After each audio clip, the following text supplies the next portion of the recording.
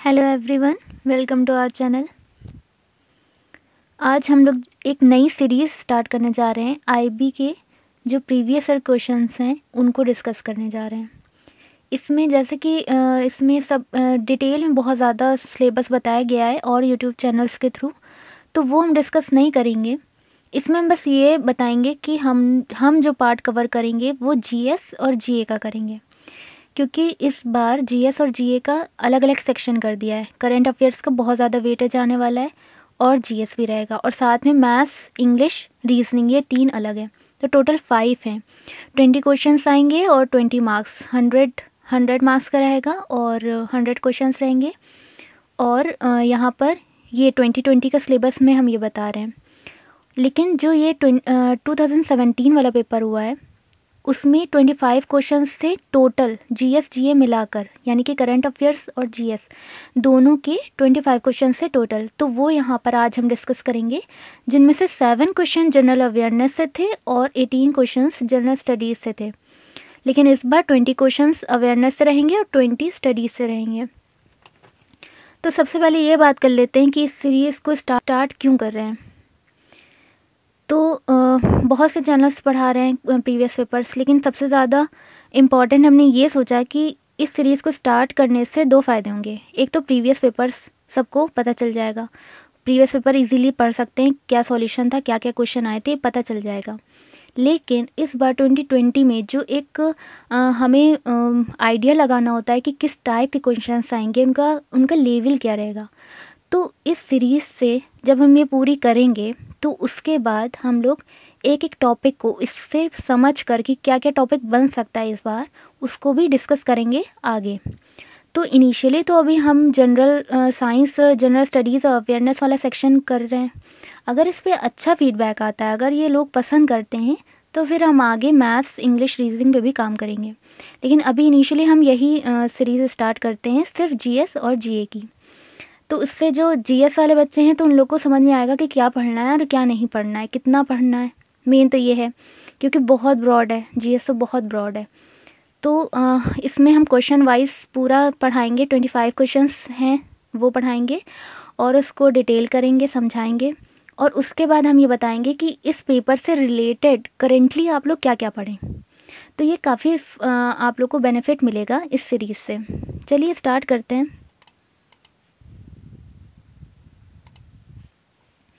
तो हमारा ये फर्स्ट क्वेश्चन है 2017। देखिए 2017 में पेपर हुआ था और मैक्सिमम यही देखा है कि इसमें जो करंट से क्वेश्चन उठाएं वो उसी ईयर से उठाएं, 2017 अगस्त, और अगस्त से और जुलाई से भी क्वेश्चन है।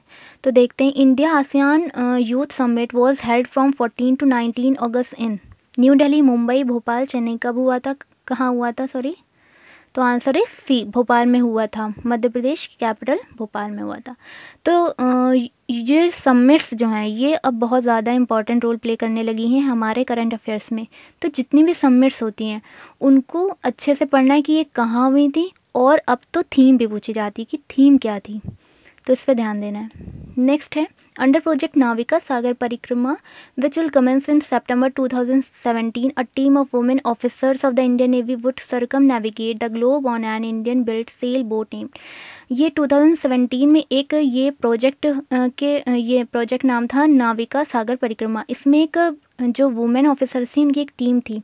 तो उन्होंने क्या किया था, पूरे वर्ल्ड में उसको राउंड किया था, बोट को, अपने बोट को। इंडियन बिल्ट सेल बोट थी, तो उसका नाम था INSV तारिणी अम्बा सिंधु दुर्गा। कौन सा होगा option? Option is D, INSV Tarini. Next है on August 18 2017 which Asian country launched its first cyber court specialising in handling internet related cases. तो क्या होता है कि एक एशियन कंट्री ने लॉन्च किया जिसमें उसने जो इंटरनेट रिलेटेड जो क्राइम होते हैं, जो साइबर क्राइम होते हैं, उनके लिए फर्स्ट कोर्ट बनाई। तो वो कौन सी कंट्री थी? Japan, China, South Korea, Thailand. Option is b, China. तो इसने फर्स्ट साइबर कोर्ट बनाया था जिसमें इंटरनेट रिलेटेड केसेस डिस्कस किए गए थे, हैंडल किए गए थे। तो इस टाइप के जो फर्स्ट टाइम जो कुछ होता है, जैसे करंट अफेयर से तब जब आप जुड़ते हैं तो फर्स्ट टाइम वाली चीज़ें ज़रूर याद रखा कीजिए, उनको पॉइंट आउट कर लिया कीजिए, नोट कर लिया कीजिए। और दूसरी जो फर्स्ट फीमेल वाली आती हैं, जितनी भी आती हैं, वो सब बहुत इंपॉर्टेंट हैं, आजकल के टाइम में बहुत पूछी जा रही हैं हर पेपर में। नेक्स्ट क्वेश्चन है, on August 18, 2017 power grid company announce that it will get a loan $500 million from which international financial institution for its various projects. देखिए कुछ कंपनीज जो होती हैं वो जो फाइनेंशियल इंस्टीट्यूशन है हमारे यहाँ के, वर्ल्ड बैंक है, IMF है, इन सब से लोन लेती है कुछ प्रोजेक्ट्स के लिए। तो ये एक हमारी करंट की न्यूज़ थी उस टाइम कि $500 million का कहाँ से इसने लोन लिया है, पावर ग्रिड कंपनी ने। तो इसका आंसर क्या है, ADB, world bank, IMF, NDB new development bank. IMF सबको पता है, इंटरनेशनल मॉनेटरी फंड, और ADB पता है, Asian development bank, world bank. ADB का हेडक्वार्टर फिलीपींस में है। चलिए आंसर पे आते हैं। आंसर इज ए, ADB ने दिया था loan. Who among the following cricketer has continued to be the world's top ranked one-day batsman in the latest ICC ODI ranking released in Dubai on August 18, 2017? Dubai में release की गई थी rankings ICC ODI की, तो उसमें top rank batsman कौन सा था? Virat Kohli, David Warner, AB de Villiers, Joe Root. Answer is Virat Kohli. तो ये इनकी बनाई गई थी। तो अब आजकल क्रिकेट से काफ़ी क्वेश्चन CGL CHSL में भी देख रहे हैं कि हम लोग क्रिकेट से काफ़ी ज़्यादा क्वेश्चन उठाए जा रहे हैं। एक क्रिकेट और दूसरा उधर एथलेटिक्स, उधर वाली फील्ड से काफ़ी ज़्यादा, मतलब शूटिंग में, आर्चरी में और जेवलिन थ्रो, इन सब से काफ़ी ज़्यादा क्वेश्चन पुटअप किए जा रहे हैं। रेसलिंग में इन लोगों को अवार्ड्स भी मिल रहे हैं, इसलिए ज़्यादा इंपॉर्टेंट हो रहा है।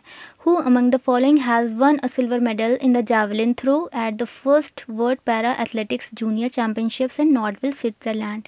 First world para athletic junior championship में जैवलिन थ्रो में किसको मिला silver medal? Prince Ahuja, Jitendra Singh, Prakash Jaishankar, Rinku Hooda. Answer is Rinku Hooda. तो ये हमारा स्पोर्ट के हो गए 2 क्वेश्चन।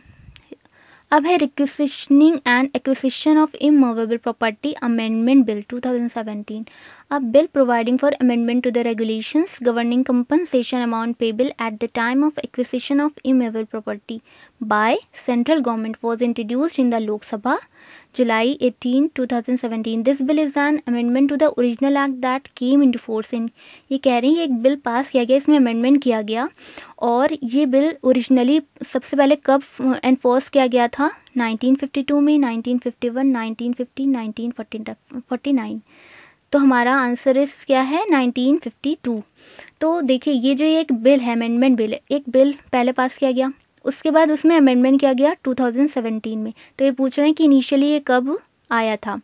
तो 1952 में आया था। देखिए जो भी लोकसभा में बिल पास हो रहे हैं, अब उसमें पॉलिटी से भी काफ़ी क्वेश्चंस लिए गए हैं, बिल से लिया गया है, आर्टिकल्स से लिए गए हैं, तो ये काफ़ी इंपॉर्टेंट हो जाते हैं हमारे इस बार के पेपर के लिए।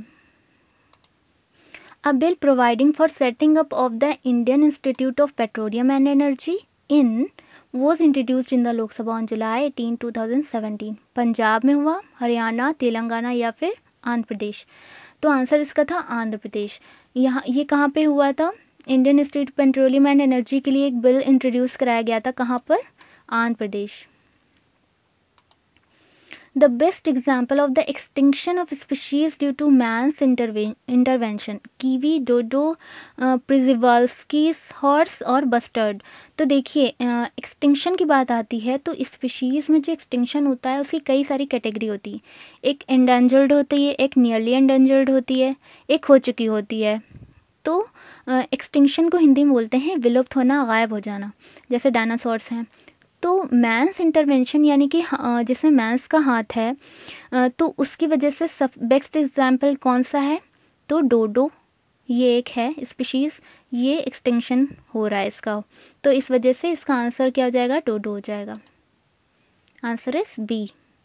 Next, which of the following utilizes sunlight in a direct fashion? PV cell, solar thermal cell, biogas production, both a and b. ये कह रहे हैं कि डायरेक्ट जो होती है सनलाइट कैसे यूज़ की जाती है, किस उसके थ्रू? तो देखिए जो PV सेल होता है, फोटोवोल्टाइक सेल इसका फुल फॉर्म है। तो इसमें क्या होता है कि सन राइजेस मतलब सन रेज जहाँ पे स्ट्राइक करती हैं लेयर पे हमारी, एक स्ट्राइक करती हैं, तो वहाँ से इलेक्ट्रॉन्स जो होते हैं वो एनर्जाइज्ड हो जाते हैं। ठीक है, तो जैसे ही वो एनर्जाइज्ड हो जाते हैं तो वहाँ पर वो इस तरह से हम लोग लेयर लगाते हैं वहाँ पे पीवी सेल की कि वो डायोड बनता है, पी और एन, तो बीच में पीएन जंक्शन होता है, तो वहाँ से जो इलेक्ट्रॉन्स का फ्लो होता है एन टाइप सेमीकंडक्टर से पी टाइप की तरफ जो फ्लो होता है इलेक्ट्रॉन का फ्लो, उससे इलेक्ट्रिसिटी प्रोड्यूस होती है, करंट में मिलती है। तो सीधे सीधे सनलाइट से हमारी एनर्जी जो है वो इलेक्ट्रिकल एनर्जी में कन्वर्ट हो जाती है। तो पीवी सेल इसका बेस्ट एग्जाम्पल है, पीवी सेल के थ्रू ये होती है। Answer is a. तो ये भी काफ़ी, ये साइंस का एक क्वेश्चन है जिसमें कन्वर्जन होता है, इस एनर्जी से इस एनर्जी में किसके थ्रू बदलता है, तो ये क्वेश्चंस भी काफ़ी ज़्यादा आते हैं, तो इस पर भी फोकस कीजिएगा। Next is in internet term www, the fourth W stands for, सबको पता है वर्ल्ड वाइड वेब, ये होता है www, 3 जो W होते हैं, लेकिन ये फोर्थ W जो होता है इसका मतलब क्या होता है, इसका मतलब होता है वर्म। Answer is b. ये कंप्यूटर का क्वेश्चन है, एक दो कंप्यूटर के क्वेश्चन है। IPv6 addresses have a size of, एक होता है IPv4 होता है, तो ये पता होना चाहिए, तो सबको पता है कि 128 बिट्स होता है इसका size. Next is the constitution of India recognises only religious minorities, only linguistic minorities, third is religious and linguistic minorities, and fourth is religious linguistic and ethnic minorities. देखिए कॉन्स्टिट्यूशन जो, ये सिंपली समझ में आ रहा है, कॉमन सेंस से समझ में आ रहा है कि इसका आंसर क्या होगा, religious and linguistic minorities recognize किया गया है कॉन्स्टिट्यूशन को। तो देखिए पॉलिटी से काफ़ी क्वेश्चंस उठाए गए, ये इतना समझ में आया अभी तक प्रीवियस पेपर से। Answer is c. During which of the following Mughal emperors rule number of Hindus employed by emperors administration was the highest?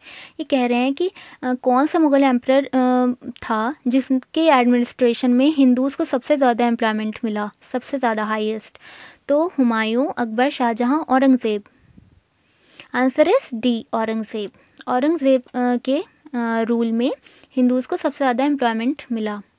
मनसबदारी system introduced by Akbar was borrowed from the system followed in, सबको पता है कि मनसबदारी system किसने introduce किया था, अकबर ने किया था, लेकिन ये सिस्टम आया कहाँ से, इसकी ओरिजिन कहाँ की थी, अफ़गानिस्तान, टर्की, मंगोलिया, पर्शिया, तो आंसर इज सी, मंगोलिया।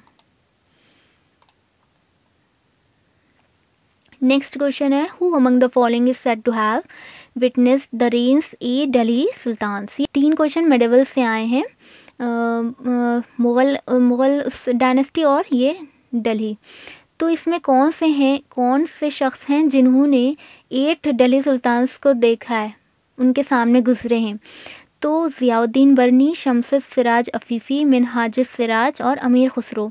तो सबको पता है कि अमीर खुसरो जो थे सामने काफ़ी ज़्यादा एम्परर हुए हैं, काफ़ी सारे सुल्तान गुजरे हैं दिल्ली के, कौन कितने 8 दिल्ली सुल्तान इन्होंने देखे हैं, अमीर खुसरो। अमीर खुसरो से काफ़ी क्वेश्चंस आते हैं, इनकी बुक्स हैं जितनी भी इन्होंने लिखी वो काफ़ी ज़्यादा, क्योंकि एक पोइट थे, काफ़ी फेमस पोइट थे। The president of India referred the Ayodhya issue to the supreme court under which article, ये बहुत इंपॉर्टेंट क्वेश्चन है। क्यों, क्योंकि इस बार काफ़ी ज़्यादा मतलब ये अभी फेमस था, ये टॉपिक काफ़ी ज़्यादा, अयोध्या इशू, ठीक है, तो जहाँ पे भी president referred to the supreme court ये आ जाता है, समझ लिए वहाँ पे ज्यूरिडिक्शन की बात हो रही है, क्यों, किसके ज्यूरिडिक्शन की, सुप्रीम कोर्ट के ज्यूरिडिक्शन, जो कि अपने में बहुत इंपॉर्टेंट है। 4-5 ज्यूरिडिक्शन है, इस पर एक सेपरेट हम वीडियो बना देंगे, इजीली समझ में आ जाएगा। तो इसमें ये पूछा है कि किस आर्टिकल के अंदर उसने रिफ़र किया Ayodhya issue court supreme court को। तो देखिए पहले समझ लेते हैं कि ये आर्टिकल क्या कह रहे हैं। 143 आर्टिकल जो है ये कहता है एडवाइजरी ज्यूरिडिक्शन के अंदर आता है। एडवाइजरी ज्यूरिडिक्शन में यही है कि प्रेसिडेंट क्या करेगा, वो एडवाइस लेगा सुप्रीम कोर्ट की, और सुप्रीम कोर्ट उसको क्या करेगा, उसको आंसर करना होगा। इसको डिटेल में हम सेपरेट बताएंगे, अभी सिर्फ इतना समझ लीजिए। तो ऑब्वियसली इस क्वेश्चन का आंसर हमारे इसी में है, ए ऑप्शन में 143। इस कौन सा है, एडवाइजरी ज्यूरिडिक्शन। 132 क्या है, ये क्या है 132 एपिलिएट जुरिडिक्शन। इसमें सुप्रीम कोर्ट जो होगा वो हाई कोर्ट से अपील करेगा किसी केस को लेकर कुछ भी, ठीक है। तो उसको हम डिटेल में बाद में बताएंगे। सुप्रीम कोर्ट और हाई कोर्ट आ जाते हैं। अब ये जो 138 है, ये हमारा 138 आर्टिकल कहता है, इसमें आता है कि एनलार्जमेंट ऑफ ज्यूरिडिक्शन। जो सुप्रीम कोर्ट जो पावर जो होती है, सुप्रीम कोर्ट की जो पावर होती है, इसके अकॉर्डिंग जो ज्यूरिडिक्शन करता है, जो वो बताता है कि ये होना चाहिए, ऐसा ऐसा है, तो उस पर वो फर्दर ज्यूरिडिक्शन कर सकता है। अपनी ही स्टेटमेंट पे फर्दर ज्यूरिडिक्शन ये आता है एनलार्जमेंट ज्यूरिडिक्शन के अंदर 138 आर्टिकल। और 136 जो है, इसमें आई थिंक सुप्रीम कोर्ट के थ्रू लीव की बात की गई है। सुप्रीम, एक बार इसको चेक कर लिएगा, ऐसे यही है। तो इस क्वेश्चन का आंसर क्या होगा कि प्रेसिडेंट ऑफ इंडिया ने रेफर किया आदेश सुप्रीम कोर्ट किस आर्टिकल के अंदर, 143, यानी कि एडवाइजरी ज्यूरिडिक्शन के अंदर। Answer is c. Supreme court की ज्यूरिडिक्शन काफ़ी इंपॉर्टेंट है, याद कर लिएगा। नेक्स्ट है right to privacy as a fundamental right is implied in. देखिए, फंडामेंटल राइट अपने में काफ़ी इंपॉर्टेंट है, ये सब कहते हैं, और याद भी नहीं करना होता है। तो किस तरह से याद करना है, इसका हम एक अच्छा सा वीडियो बना देंगे, तो ट्रिकी थोड़ा सा याद हो जाएगा, इजीली याद हो जाएगा। तो देखिए, राइट टू प्राइवेसी, सबसे पहले फंडामेंटल राइट की बात कर लेते हैं। तो अगर हम 14 से स्टार्ट करें, 14 से मेन होते हैं, तो 14 वैसे तो 12 to 35 आते हैं, लेकिन हम 14 से बात करते हैं यहाँ पर। तो 40 राइट टू फ्रीडम जो होता है वो 14 से आता है। 14, 15, 16, 17, 18 इतने आते हैं राइट टू फ्रीडम। फिर 19 से लेकर 4 आर्टिकल तक, यानी कि 19, 20, 21, 22 तक आते हैं राइट टू इक्वालिटी में। फिर उसके बाद आता है 23, 24, ये आता है राइट अगेंस्ट एक्सप्लॉयटेशन, ठीक है। और उसके बाद 25 से लेकर 28 तक कल्चरल एजुकेशनल राइट आता है।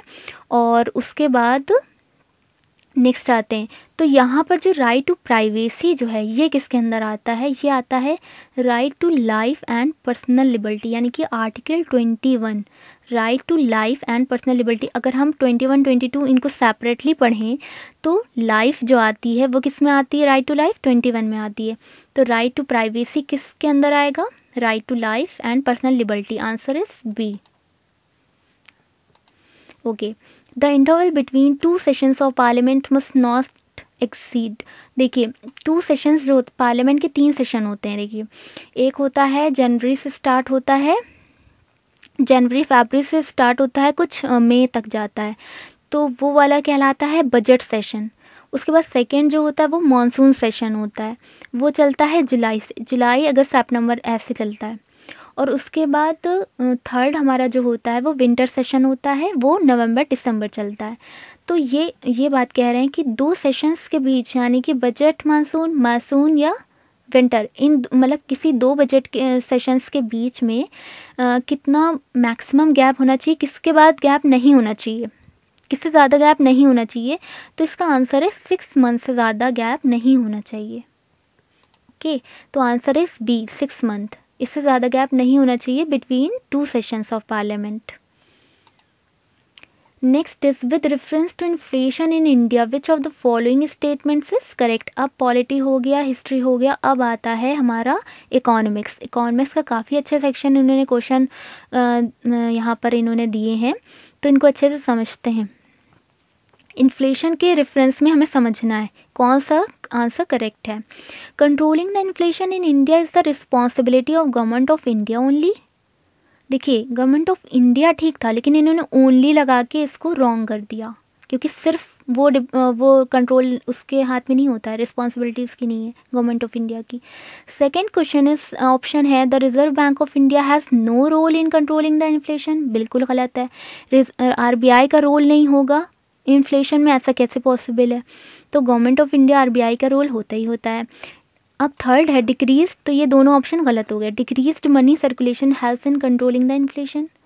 देखिए, सोचिए थोड़ा सा, जो मनी का सर्कुलेशन होता है, सबको पता है कि इकोनॉमिक जो पूरा फ्लो करती है हमारी, तो वो मनी सर्कुलेशन से ही होती है।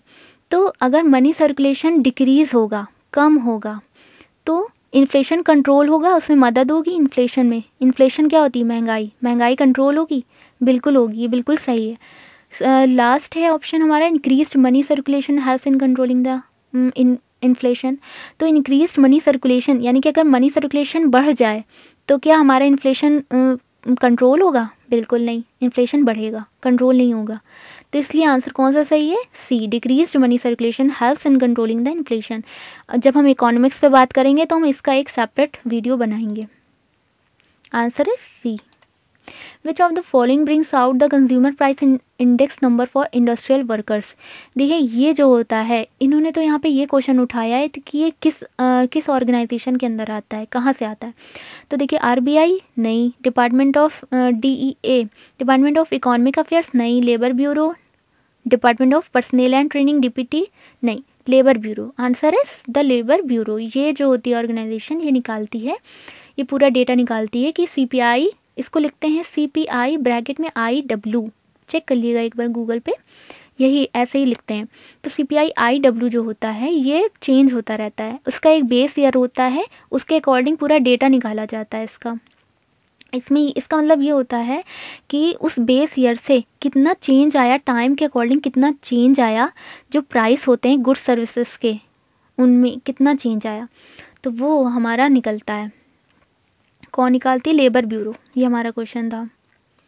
Next is answer is C. Next is golden revolution is related to. देखिए बहुत सारे रिवोल्यूशन हैं, जो फादर हैं हमारे इंडिया के रिवोल्यूशन के, सबको पता है, स्वामीनाथन जी हैं।